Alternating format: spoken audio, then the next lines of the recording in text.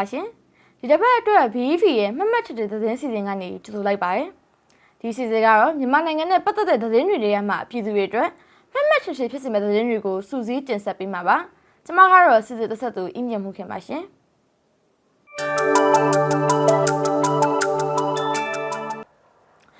ပထမဆုံးတင်ဆက်ပေးမယ့်သတင်းကတော့ဂျပန်နိုင်ငံကထိုင်ဝမ်အရေးနဲ့ပတ်သက်ပြီးပြောကြားချက်တွေအပေါ်မြန်မာစစ်တပ်ကတရုတ်နိုင်ငံရဲ့ One China Policy ကိုခိုင်မာစွာထောက်ခံခဲ့ရဆိုတဲ့သတင်းဖြစ်ပါတယ်။ဂျပန်ဝန်ကြီးချုပ်မစ္စတာတာကီချီကထိုင်ဝမ်အရေးနဲ့ပတ်သက်ပြီးပြောကြားချက်တွေအပေါ်မြန်မာစစ်တပ်ကတရုတ်နိုင်ငံရဲ့ One China Policy ကိုခိုင်မာစွာထောက်ခံခဲ့ရလို့အာဏာသိမ်းစစ်တပ်ရဲ့သတင်းထုတ်ပြန်ရေးအဖွဲ့ခေါင်းဆောင်ဗိုလ်ချုပ်စောမင်းထွန်းကပြောဆိုထားပါတယ်။ဂျပန်ဝန်ကြီးချုပ်နိုဝင်ဘာလ21ရက်နေ့ကဂျပန်ဝန်ကြီးချုပ်မစ္စစ်တာခိုင်ချီကထိုင်ဝမ်အရေးနဲ့ပတ်သက်တဲ့ပြောကြားချက်အပေါ်ဂျပန်ဝန်ကြီးချုပ်မစ္စစ်တာခိုင်ချီရဲ့သက်ဆိုင်ရာပြောကြားချက်တွေကိုမြန်မာနိုင်ငံအစိုးရမှသိရှိခဲ့ကြောင်း၎င်းကိစ္စနဲ့ဆက်လျင်းပြီးမြန်မာအစိုးရအနေနဲ့တရုတ်နိုင်ငံဘက်အပြည့်အဝထောက်ခံတယ်လို့ဆိုပါတယ်။သတင်းထုတ်ပြန်ရေးအဖွဲ့ခေါင်းဆောင်ဗိုလ်ချုပ်စောမင်းထွန်းကပြောဆိုရမှာမြန်မာနိုင်ငံအစိုးရအနေနဲ့တရုတ်တနိုင်ငံတည်းမူဝါဒ One China Policy ကိုခိုင်မာစွာထောက်ခံလျက်ရှိပါကြောင်းမြန်မာနိုင်ငံယာယီသမ္မတဗိုလ်ချုပ်မူကြီးမင်းအောင်လှိုင်အနေနဲ့လည်းတရုတ်နိုင်ငံခေါင်းဆောင်တွေနဲ့တွေ့ဆုံချိန်တိုင်းမှာဒီရည်တည်ချက်ကိုထပ်လောင်းပြောကြားခဲ့ပါတယ်လို့ဆိုပါတယ်။ဆက်လက်ပြီး၎င်းကတရုတ်မြန်မာနှစ်နိုင်ငံမှာအိမ်နီးချင်းမိတ်ဆွေကောင်းနိုင်ငံတွေဖြစ်တယ်လို့မဟာဗျူဟာမိတ်ဖက်နိုင်ငံတွေနဲ့အေးအတူပူအမျှအတိုက်အဝန်းကိုအတူတကွတိစောက်နေတဲ့နိုင်ငံတွေဖြစ်ပြီးဒီဆက်ဆံရေးကိုမြန်မာနိုင်ငံအစိုးရကအထူးတန်ဖိုးထားတယ်လို့ပြောဆိုထားပါတယ်။မြန်မာနိုင်ငံအနေနဲ့ငြိမ်းချမ်းစွာအတူရှင်တွဲနေထိုင်ရေးမူကြီး9ရပ်ကိုအမြဲလိုက်နာလျက်ရှိပြီးတရုတ်နိုင်ငံရဲ့အချုပ်အခြာအာဏာနဲ့နယ်မြေတည်တံ့ခိုင်မြဲရေးကိုလေးစားသလိုတရုတ်နိုင်ငံရဲ့နိုင်ငံတော်စည်းလုံးညီညွတ်ရေးအတွက်ကြိုးပမ်းမှုအပေါ်ရခိုင်အတိုင်းပြောင်းလဲခြင်းမရှိဘဲအစဉ်အမြဲထောက်ခံသွားမယ်လို့ဗိုလ်ချုပ်စောမင်းထွန်းကပြောဆိုပါတယ်။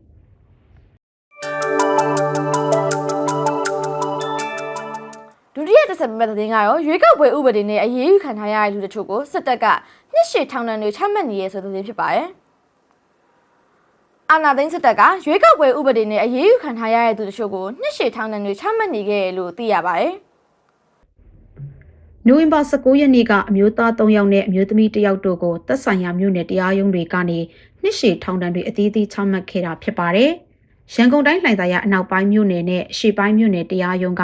အသက်23နှစ်အရွယ်ကိုရနိုင်ကြည်ဝင်းနဲ့အသက်24နှစ်အရွယ်ကိုအောင်ရဲထွတ်တို့ကိုထောင်ဒဏ်49နှစ်စီချမှတ်ခဲ့ပြီးအသက်19နှစ်အရွယ်မယမင်းထက်ကိုတော့ထောင်ဒဏ်42နှစ်ချမှတ်ခဲ့ပါတယ်။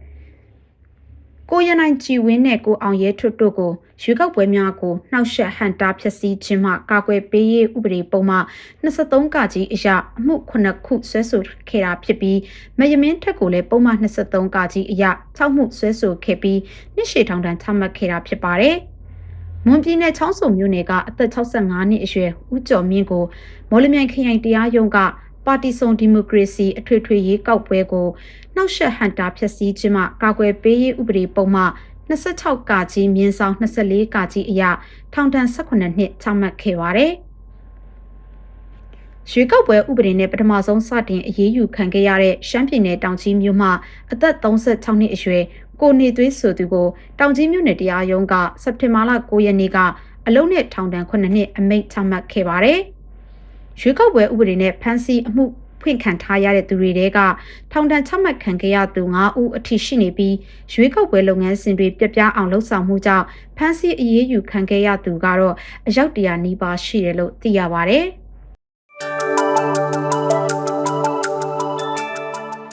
နောက်ထပ်တင်ဆက်ပေးမယ့်သတင်းကတော့ကာလတန်ဖိုးကြီးမာရဲ့တပ်ပိုင်ဖဏပစ္စည်းချို့ကိုတရားမဝင်ခိုးထုတ်ခဲ့မှုကြောင့်မန္တလေး PDF အစုဖွဲ့မှုခေါင်းဆောင်ကိုမုံနှန်းကိုဖမ်းဆီးခဲ့ရဆိုတဲ့သတင်းဖြစ်ပါတယ်။ပြည်သူ့ကာကွယ်ရေးတပ်မတော်မန္တလေးရဲ့ဗဟိုဦးဆောင်ကော်မတီအဖွဲ့ဝင်2ဦးဖြစ်တဲ့ကိုမုံတိုင်းစစ်ရေးဌာနကြီးမှုနဲ့ကိုနိုင်ရင်ဗန္နာရေးရှာဖွေရေးဌာနကြီးမှုတို့ကိုကာလတန်ဖိုးကြီးမာရဲ့တပ်ပိုင်ဗန္နာပစ္စည်းချို့ကိုတပ်စည်းမျဉ်းစည်းကမ်းနဲ့လုံထုံးလုံနည်းတွေကိုချိုးဖောက်ပြီးတရားမဝင်ထုတ်ယူခဲ့ရကြောင်းဖမ်းဆီးအချုပ်ချထားတယ်လို့မန္တလေး PDF ကနိုဝင်ဘာ22ရက်နေ့မှာထုတ်ပြန်ချက်တွေအရသိရပါတယ်။ဒီဖြစ်စဉ်အတွက်အပြစ်ရှိကြောင်းအဆိုပါဗန္နာပစ္စည်းများကိုတပ်ထံကိုအမြန်ဆုံးပြန်လည်အနှံ့ရမည်ဖြစ်ကြောင်းလက်ရှိပြမှုအတွက် တက်ကပေးအပ်တဲ့ပြည်တံကိုခံယူမည်ဖြစ်ကြောင်းကိုလွန်ခဲ့တဲ့ဩဂုတ်လ2025ခုနှစ်ကပြုလုပ်ခဲ့တဲ့၎င်းတို့ကိုယ်တိုင်ပါဝင်တက်ရောက်ခဲ့တဲ့ဗဟိုဦးဆောင်ကော်မတီအစည်းအဝေးမှာဆုံးဖြတ်ခဲ့ပြီးဖြစ်တယ်လို့သိရပါတယ်။အဆိုပါဆုံးဖြတ်ချက်တွေကိုစက်တင်ဘာလ2025ခုနှစ်မှာကျင်းပခဲ့တဲ့ MDY PDF တက်ရဲ့တမှုများ6လပတ်စုံကြီးအစည်းအဝေးမှာထပ်လောင်းအတည်ပြုပြီးဖြစ်တယ်လို့ဆိုပါတယ်။တို့ရတွင်၎င်းတို့မှာဖြစ်စဉ်ဖြစ်ပွားတဲ့အချိန်ကစပြီးလက်ရှိအချိန်ထိဗန္နာပစ္စည်းများကိုတက်ထန်ပြန်လည်အနှံခြင်းမရှိတာကြောင့်တပ်ဖွဲ့တွင်တာမန်စီးမြင့်စည်းကမ်းချိုးဖောက်မှုအဆင့်ကိုကျော်လွန်ပြီးကြီးမားတဲ့ပြစ်မှုအမျိုးအစားအဆင့်ကိုရောက်ရှိတာကြောင့်အခုလိုအရေးယူတာဖြစ်တယ်လို့သိရပါတယ်။ဒါကြောင့်ပြည်သူ့ကာကွယ်ရေးတပ်မတော်စစ်ရုံးချုပ်တို့တင်ပြကာပြည်သူ့ကာကွယ်ရေးတပ်မတော်မန္တလေးရဲ့ဗဟိုဦးဆောင်ကော်မတီဝင်2ဦးဖြစ်တဲ့ကိုမုံနိုင်စစ်ရေးဌာနကြီးမှုနဲ့ကိုနိုင်ကြီးဗန္နာရှာဖွေရေးဌာနကြီးမှုတို့ကို15ရက်နိုဝင်ဘာလ2025ခုနှစ်မှာစတင်ပြီးကနဦးအခြေအနေအရတက်ရဲ့လက်ရှိတာဝန်အားလုံးမှာရပ်ဆိုင်ခြင်း၎င်းတို့2ဦးစလုံးကိုလက်နက်ဖြုတ်သိမ်းပြီးအချုပ်နဲ့ထိန်းသိမ်းထားတယ်လို့သိရပါတယ်။နောက်ဆုံးတစ်ဆက်ပြတ်တဲ့တင်ကတော့ဘန်ကောက်ထောင်ပိုင်းကတရုတ်နိုင်ငံသားအကျဉ်းသားတွေအတွက်ထောင်သားတွေအသုံးမပြုရတဲ့ပစ္စည်းတွေပေးသုံးတဲ့အပြင်တရုတ်လိန်ဝန်ဆောင်သူတွေကိုပါဝင်ခွင့်ပေးခဲ့ရဆိုတဲ့တင်ဖြစ်ပါတယ်။ဘန်ကောက်ထောင် BRP အုပ်ချုပ်ရေးမှုနဲ့ထောင်ဝန်ထမ်းတချို့ကထောင်အတွင်းရှိတရုတ်နိုင်ငံသားအကျဉ်းသားတွေကို VIP ပုံစံနဲ့ဆက်ဆံတာထောင်အတွင်းရှိအသုံးမပြုရတဲ့လက်စစ်ပစ္စည်းတွေအသုံးပြုပါနဲ့တရုတ်လိန်ဝန်ဆောင်သူတွေကိုပါပေးဝင်ခဲ့ရတာကိုစုံစမ်းသိရှိရတယ်လို့ The Tiger သတင်းမှာဖော်ပြထားချက်အရသိရှိရပါတယ်။တရုတ်အကျဉ်းသားတွေအနေနဲ့တရုတ်စကားပြောတတ်တဲ့ထိုင်းအကျဉ်းသားတွေကို၎င်းတို့ရဲ့အလုပ်သမားအဖြစ်ငှားရမ်းတာထောင်အတွင်းအခြားကျဉ်းသားတွေထက်တာယာစွာနေထိုင်ခွင့်ပေးတာတွေအတွက်ထောင်အတွင်းမှာရှိတဲ့ထိုင်းအကျဉ်းသားတွေကပြည်ထောင်စုပြုပြင်ပြောင်းလဲရေးဦးစီးဌာနကိုတိုင်ကြားစာပေးပို့ခဲ့တာလို့လည်းသိရပါတယ်။တိုင်ကြားစာအတွင်းမှာဘန်ကောက်ထောင်ပိုင်နဲ့ထောင်ဝန်ထမ်းတချို့ကထောင်အတွင်းမှာရှိတဲ့တရုတ်အကျဉ်းသားတွေအတွက် microwave လျှပ်စစ်ကက်လုံးလီအေးပေးဆက်ဆက်လက်စတဲ့ပစ္စည်းတွေကိုအခကြေးငွေယူပြီးအသုံးပြုခွင့်ပေးတာတရုတ်လိန်ဝန်ဆောင်သူ sex worker တွေကိုမကြာခဏထောင်သို့ခေါ်ဆောင်ပေးတာတွေအပြင်လိန်ဝန်ဆောင်မှုတွေကိုထောင်လန်းဆင့်အောက်မှာရှိတဲ့လျှို့ဝှက်အခန်းမှာဆောင်ရွက်ပေးထားပြီးငှားရမ်းကဘတ်10သိန်းကျော်အထိပေးရတဲ့နာမည်ကြီးတရုတ်မော်ဒယ်တယောက်လည်းငှားရမ်းထားတယ်လို့သိရပါတယ်။နိုဝင်ဘာလ16ရက်နေ့ကအထူးလက်ပရေးအဖွဲ့ကတရုတ်အကျဉ်းသားတွေကိုလက်ခံထားတဲ့ area 3ခုကိုစစ်ဆေးခဲ့ရမှာအမားတစုံတရာမတွေ့ရပေမဲ့နောက်ပိုင်းဆက်လက်စစ်ဆေးခဲ့ရမှာတော့လျှို့ဝှက်အခန်းအတွင်းမှာသုံးပြီးသားတစ်ရှူသုံးပြီးသားကွန်ဒုံးတွေကိုရှာဖွေတွေ့ရှိပြီး DNA စမ်းသပ်ရန်ယူဆောင်ထားတယ်လို့သိရပါတယ်။လက်ရှိမှာအဆိုပါဖြစ်စဉ်အတွက် BRP အုပ်ချုပ်ရေးမှူးမနော့ချုံချွမ်းနဲ့ထောင်ဝန်ထမ်း14ဦးကျော်ကိုတားမြစ်ထားတာတွေကိုထောင်ဖြတ်ကျူးလွန်မှုအကျင့်ပြတ်ချစားမှုတွေနဲ့စုံစမ်းစစ်ဆေးဖို့ပြည်ထောင်စုပြုပြင်ပြောင်းလဲရေးဌာနချုပ်ကိုယာယီပြောင်းရွှေ့ထားတယ်လို့သိရပါတယ်။ဘန်ကောက်ထောင်အတွင်းမှာ call center စကမ်နဲ့ဖမ်းဆီးခံထားရတဲ့တရုတ်နိုင်ငံသားတွေအနေနဲ့ထောင်အတွင်းအခွင့်ထူးခံအနေနဲ့နေထိုင်နေရကြောင်း2022-2023ခုနှစ်အတွင်းမှာရှိတဲ့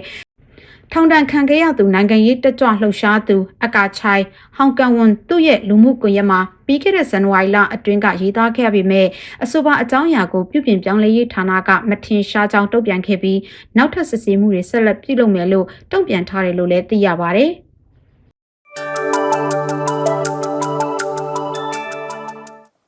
အခုတင်ဆက်ထားတဲ့သတင်းတွေကတော့ပြီးခဲ့တဲ့တစ်ပတ်အတွင်းမှာမြန်မာနိုင်ငံနဲ့ပတ်သက်တဲ့မှတ်မှတ်ထင်တဲ့သတင်းတွေပဲဖြစ်ပါတယ်။ဒီစီဇန်ကိုနောက်တစ်ပတ်တနင်္ဂနွေနေ့ည7:00နာရီတိုင်းမှာအသက်တင်ဆက်ပေးမှာဖြစ်လို့ BEV ရဲ့ YouTube, Facebook, Telegram နဲ့ TikTok channel တွေမှာဆက်ပြီးကြည့်ရှုအားပေးကြဖို့ဖိတ်ခေါ်လိုက်ပါရရှင်။ကျွန်မအီးမြတ်မှုခင်ပါ။